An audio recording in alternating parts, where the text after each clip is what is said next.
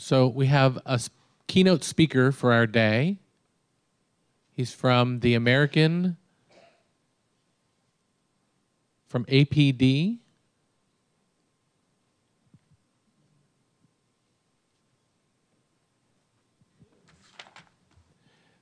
Interpreter correction, AAPD.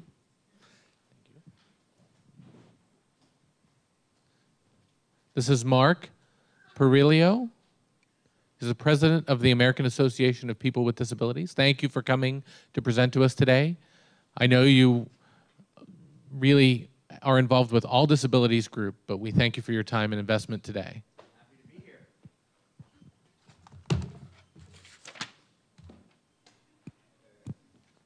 Good morning. Thank you, Steve, Nick, everyone at DHHIG for inviting me here today to share a little bit about some of the things that we are working on at AAPD and really where I see the movement, the disability movement, the cross-disability movement moving into the future. So if folks don't know, I have had this job for just over a year. June 6th was actually my one-year anniversary as president and CEO at AAPD. And it has been quite a roller coaster. The issues that are affecting our community, the deaf community and hard of hearing community, and the broader cross-disability community at large are tremendous. And they are problems that we have been dealing with for generations. And I really see a big sea change coming in terms of just the scope and power that our community is starting to exert on the conversation in very new ways, in very important ways, and it's been really, really exciting to see. And so for my background, right, I don't know if folks know this, but I am not the disability policy expert. That is not why the board of directors at AAPD asked me to come and take the helm of the organization. The reason was that I have done a lot of work building organizations, building grassroots efforts, and that is the thing that AAPD will be focused on in a very big way as we move into the future.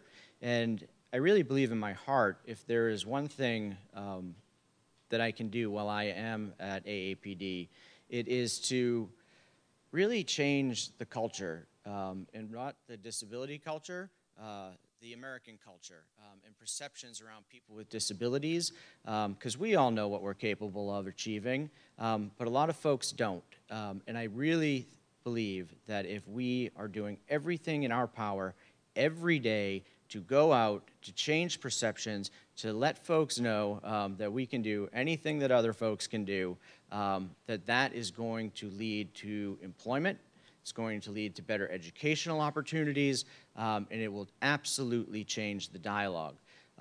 So there are a couple of things that I wanted to share today, and it really is all related to why sort of seizing the power that 54 million Americans with disabilities represent, and talking a little bit about why I feel we need to move in a direction where what affects one person with a disability affects every person with a disability, whether it is an issue that affects,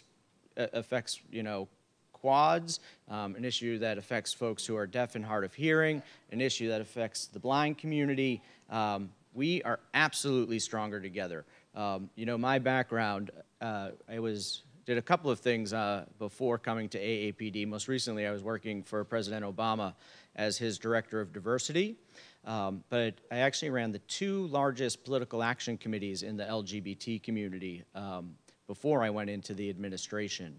And that experience tells me that, quite frankly, the disability community should be the most powerful force in American politics, because the numbers are astronomical, absolutely astronomical. And you all work in government, so I think know firsthand what the power of 54 million people could have on the electoral process, could have on the policy debate, and that is absolutely where we need to move.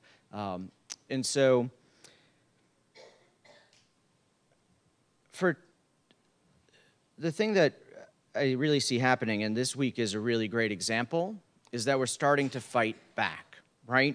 And my experience tells me that, you know, aggressive tactics, telling people what we want, and not being ashamed of it is different. It's very different for AAPD. A lot of our coalition partners play that inside the Beltway game, lots of high-level conversations, you know, and what that does is it has given us tremendous success on the legislative front. We have amazing policies that we have achieved as a people. ADA Amendments Act, 21st Century CVAA, which AAPD actually worked on very closely with our partners in the deaf and hard of hearing community, and so much more. IDEA, the list goes on. But when you look at the employment numbers for folks with disabilities, it is staggering, absolutely staggering where we still are. You know, over 70% of people with disabilities are part of the long-term unemployed. And so despite our huge advances legislatively and in the law, the community has been left behind. And that's what needs to change. And so I'm actually going to go off script for just a second and tell a story. And I'm going to use false names to protect the guilty. And the innocent, you know, because it goes right to the heart. This story goes right to the heart of the struggles that we face and the prejudice that we face and the discrimination that we face and just the false understanding of accommodations and things that folks need in the workplace. So I had the pleasure of working with a young man named Dan. There is no Dan, but there is a human being that fits all of these criteria. He's absolutely brilliant. He's deaf and, you know, 4.0 undergrad, did the best work ever, in my opinion, of any young person that I have worked with in their early 20s who is just getting started in their career. Absolutely outstanding. So this young man wanted nothing more than to go to work at a company for some folks that I knew. So he applies. I get this phone call. Mark, you know we can't do this, right? What are you talking about? Why can't you do this? You know, Dan is brilliant. You know, you're absolutely a huge asset to your organization. Well, you know, we can't afford the accommodations. A lot of accommodations, they're tax deductible, right? Like, you know, you can find the money, put it in your budget. Like, what you're telling me is absolutely against the law. And so I push and push. They bring Dan in for an interview. They don't hire an interpreter. They have someone on staff who can sign. Unbelievable. So, and you all know much better than I that, you know, someone who can sign is very different than an interpreter. And it went horribly, absolutely horribly. They ended up having to pass notes back and forth. A lot got lost. And so, of course, they thought this was all Dan's problem, right? Dan had a horrible interview. So I call when I hear about this. I'm like, you need to redo the interview, or this is going to be an absolute nightmare for you, right? Like, this is what you have done is against the law, one. PR-wise, not the smart move. They brought Dan back in. They had a professional interpreter. Dan knocked it out of the park, and Dan's been working there ever since. And you know what? All the folks in the company that I deal with mention Dan all the time and what an outstanding job he is doing, right? But we need to get past the perceptions, past the misconceptions, so that folks like Dan and others can have the opportunity that so many people take for granted. And that is why I feel like the grassroots piece needs to be so much stronger, because the more we are working to change public perceptions, the more we are working together as a cross-disability movement, the stronger we will be, and the less likely scenarios like that are to play out. And they need to stop, because that's why 70% of folks with disabilities are unemployed. It's because of stories like that, and they happen every day, all across the country. Most of them we probably don't even know about. And the challenges are real, and they affect real people. They affect brilliant people, and too many of our folks are being left behind. And so despite these legislative victories that we have had, we still have this staggering unemployment problem. We still have folks who think that we can't do what other folks can do. And from a young age are, in many cases, taught that from the very beginning. And so if you are taught from the very beginning that you actually can't succeed, that you can't do what other Americans can do, that no one asks you what you want to do when you grow up because they actually don't think you can have a job, what is that saying to that young person? And so that is why we have to go out. We need to change public perceptions. We need to let the world know that we are 54 million people, that we are strong, we are not weak, and the time to do this is now.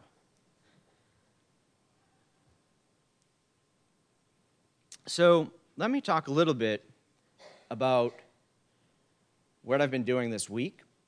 And you know what? It's probably an issue that doesn't affect very many people in this room, at least at the surface. But it absolutely does. And so one of the things that AAPD has been focused on in a big way recently is swimming pools. And so how many folks have been following the swimming pool issue at all?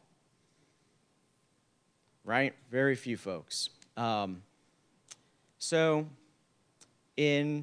part of the ADA requires public pools be accessible to people with disabilities. And 22 years later, that section of the ADA has never been enforced. The DOJ, under President Obama, decided to move forward and issue regulations that would require hotels, other public pools, to be accessible. And they issued this guidance in January of this year. And they gave the hotel industry, the pool owners, until May 21st to comply. And what that meant is that they needed to install a permanent fixed lift. And what this machine does is allows folks who have mobility disabilities, quadriplegics, others, to get onto a lift and lower themselves into a pool so that they can go swimming just like everyone else. And if you read the comments when DOJ actually had the comment period open, they were abhorrent. The things that folks thought about people with disabilities it was absolutely disgusting. Quotes like, so what happens once they get in the pool? Won't they just drown? Right? If it was absolutely, I'm not actually going to get into it all.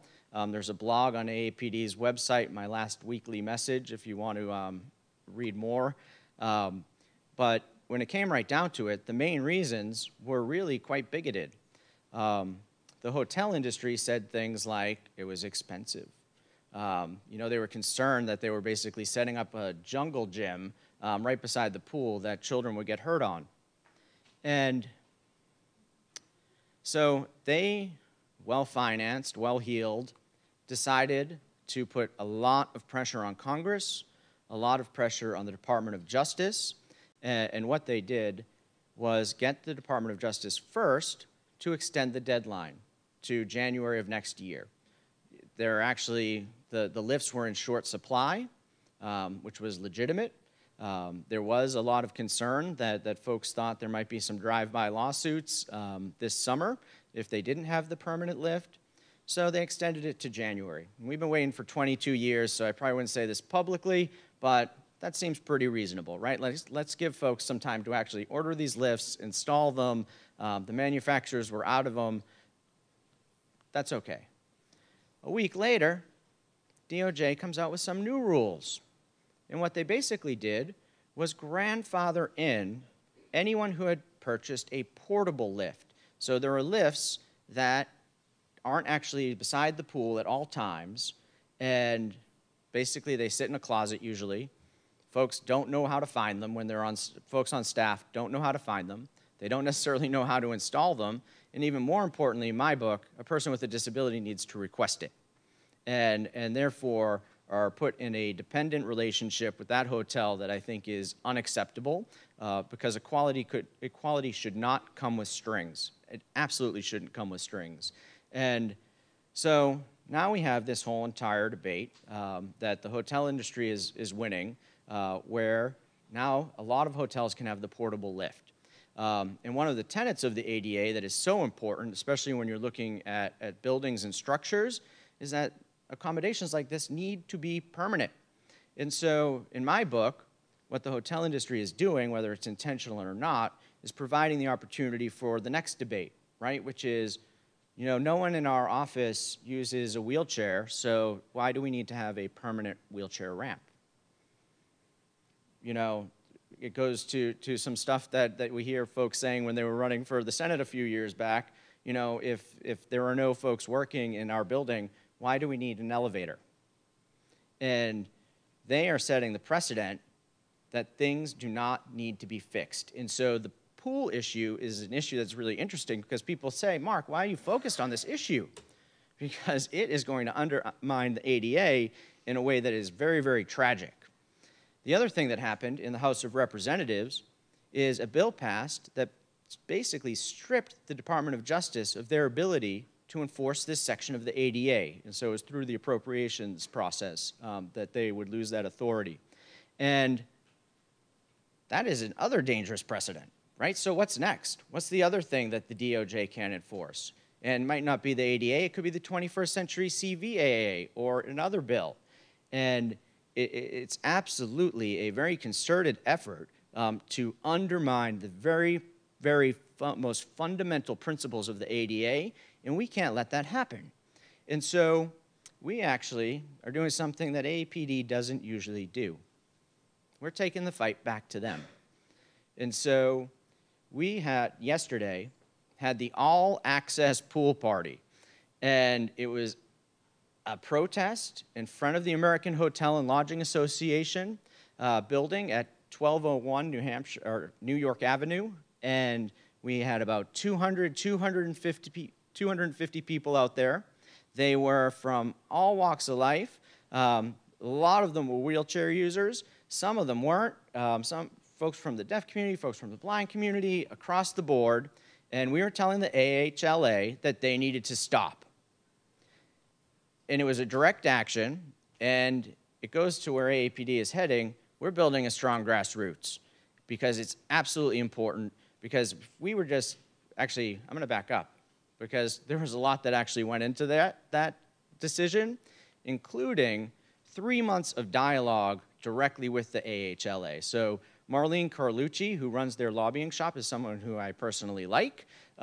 She's actually pretty outstanding. I actually think she's coming from a good place in her heart around this issue. But on Thursday of last week, we just decided that we couldn't agree. They were going to continue to move forward, continue to fight for full portable lifts. And what they basically want is the ADA not to apply to them. And so that is why we decided that we're going to actually take this fight to them. We are going to be vocal. We are going to be public. We are going to do it in a way that is professional. But it's time. It is time. And let me tell you, so why does the swimming pool issue matter to folks in this room? Because someday there's going to be an issue. Actually, someday there are issues, right, that affect the deaf and hard of hearing community. And they're important, and we fight for them. We partner with NAD and others all of the time to move the ball forward. But imagine if you all had the power of folks in the spinal cord injury community, other folks who use chairs, fighting alongside you for the things that are really, really important. Captioning on the internet, you know, technology issues across the board, you know, accommodation issues and changing things around that, we would be more powerful. If everyone in this room was at New York Avenue yesterday, we would have been more powerful. We would have sent a much stronger message. And so at AAPD, we're a cross-disability organization, right? And everyone's like, well, what does that mean? To me, that's what it means. It means we are stronger together.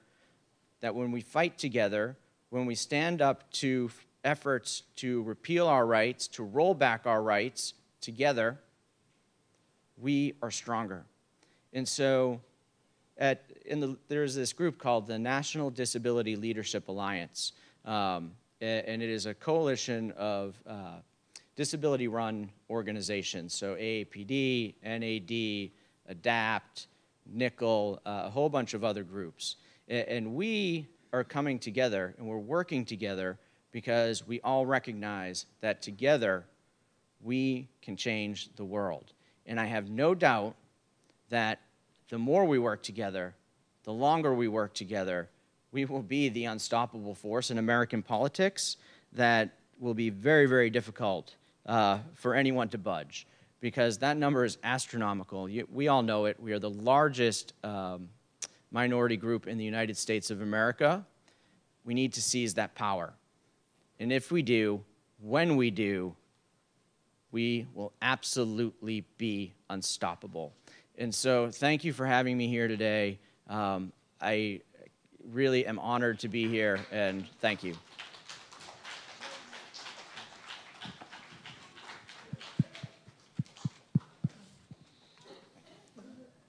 Thank you.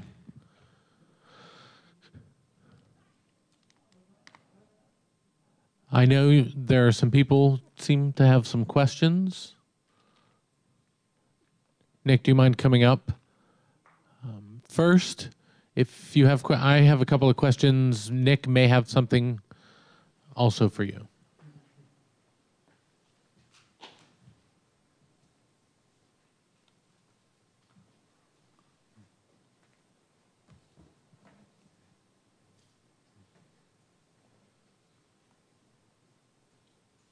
So let's go ahead and take any questions.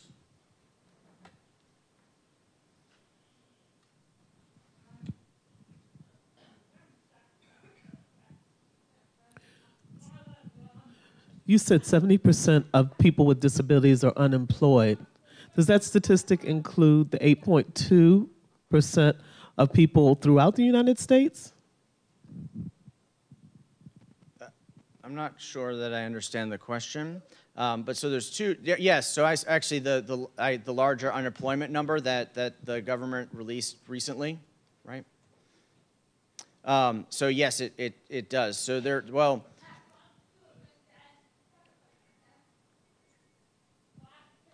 so is that 70% of disabled people in the 8.2% of the general population? So no. So those numbers are not counted. So there's a separate number that is counted on a monthly basis, and that number usually puts us about twice as high. So that is the group of folks who are still counted as technically unemployed, people who are looking for work and trying to find jobs. And so that is a separate number, and we usually are about twice as high as the national average, but I actually didn't see the most recent number that came out this month.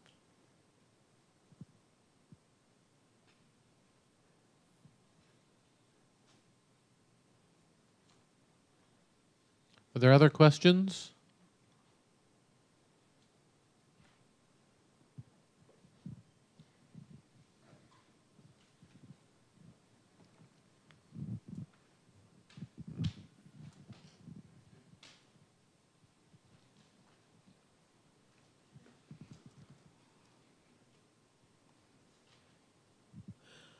We know that many people have gone to war, and when they come back, they're disabled. And the law is saying that they must hire them first, but people who are deaf are still not able to find jobs. So I'd like to know the percentage of deaf people within that total number of disabled people. You say about 70% are unemployed, but about 54 million people are disabled.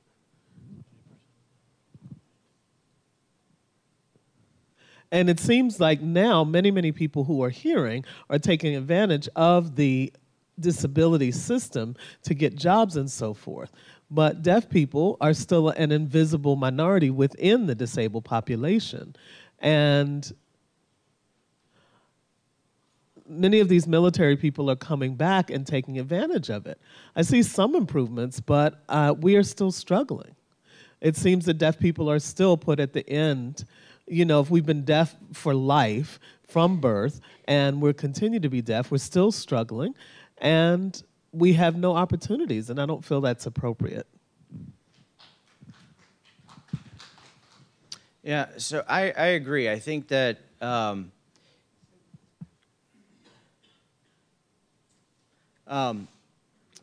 that it does need to change. It absolutely needs to change. You know, especially in federal government, we all know about veterans' preference.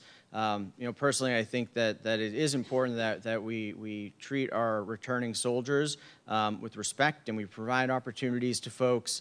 And quite frankly, I think that working with the veterans community, we are stronger. I like working together with folks. It is frustrating to see that there are people who, you know, from birth have disabilities, and the challenges they face versus the challenges that someone who is newly acquires a disability in their experience, especially if they are a wounded warrior.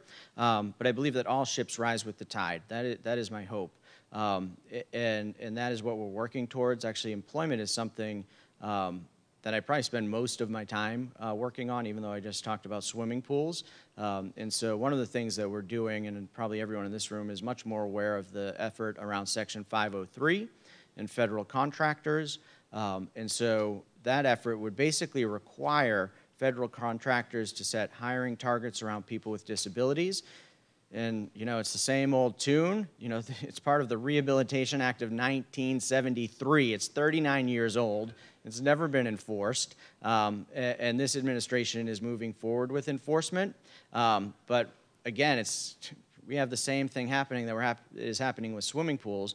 The business community, you know, they go out there and they say, oh, we love people with disabilities. We want to hire folks. This is a great effort. We support, you know, the effort to move forward with 503, and then they provide 20 pages of comments that actually say, but everything is wrong with it. And so one of the pieces of Section 503 that I think is really fundamental, and the thing that we're really pushing for, is DOL recommended a 7% goal for the total population and a 2% sub-goal, which would include the deaf community, as a much more targeted effort and much more targeted around folks who experience more inherent and larger barriers and statistically are face unemployment at higher rates. And so we're really fighting for that 2% to stay in there. The business community doesn't want it.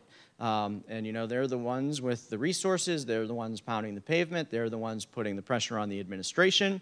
And I predict, actually, as the White House and the Department of Labor continue to move forward, we will see the same thing happen.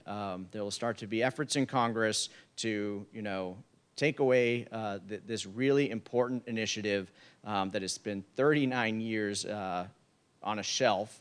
And so that is another example of why we need to work together, why we need to be stronger, so that as folks are out there challenging our right as Americans to have opportunity, which is such a fundamental thing about the United States of America, that we can stop them.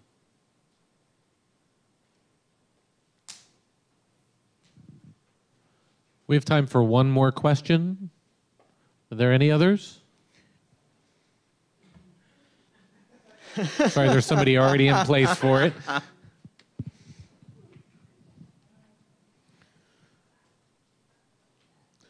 With the most recent comment that talked about that 2%,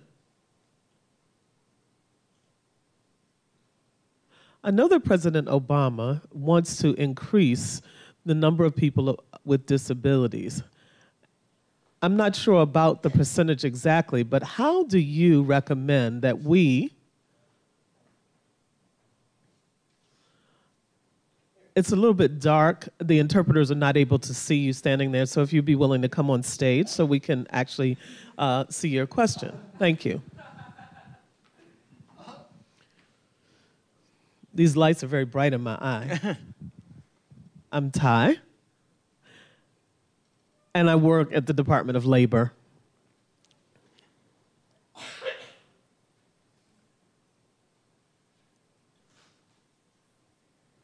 How do you recommend those of us that are working in the federal government to really help fight for increasing the number of people with disabilities without the fear of reprisals to us? I know the federal government, it's a little bit hard to challenge that, but how can we use our resources, our connections to really provide support to your organization and to other people who are trying to get hired for employment in the federal government? You know, one of the things, and it sort of goes back to the general theme, is just know the inherent power that we have as individuals, that we have as a community.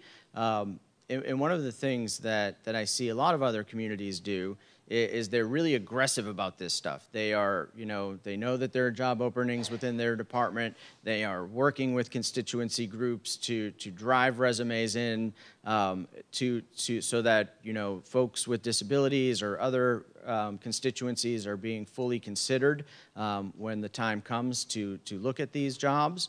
And so I think it's really just a matter of individual initiative, right? So, you know, as things are coming open, getting the word out, telling friends, telling colleagues, telling folks in nonprofit, telling folks in academia that there are opportunities, and connecting people with those opportunities. And that's what I think it fundamentally comes down to, is just being aggressive about it, and sharing the opportunities with folks in the community, so that they know that they exist. And it does take a little bit of personal initiative. And, you know, I think that what I'm leaving out here is, like, what do you do internally to promote a culture that where disability is welcome, potentially celebrated, which would be even better.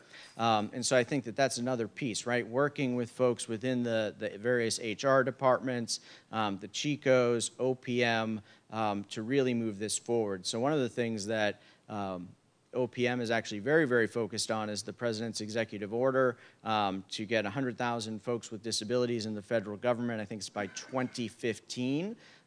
They're making a lot of progress. I think they've hired under this program about 10,000 folks with disabilities. And so talking to folks over at OPM, they actually just hired someone from AAPD. His name is Michael Murray. He's absolutely outstanding to really watch this program, make it more robust, so that we can get to that 100,000 number. So I would also recommend talking to Michael Murray, because he's on the inside, and will be able to help navigate all of that.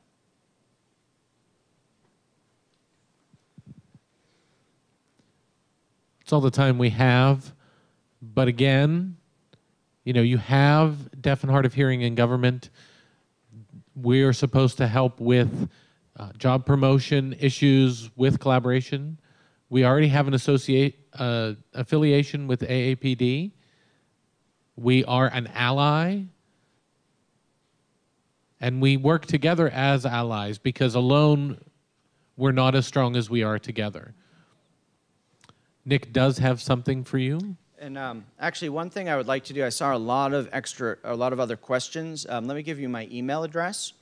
So if we didn't get a chance to talk right now, feel free to send me an email. That address is mperrillo@aapd.com. Thank you. It's a special gift from us, from DHHIG. Thank you. Thank you. Many thanks for your presentation.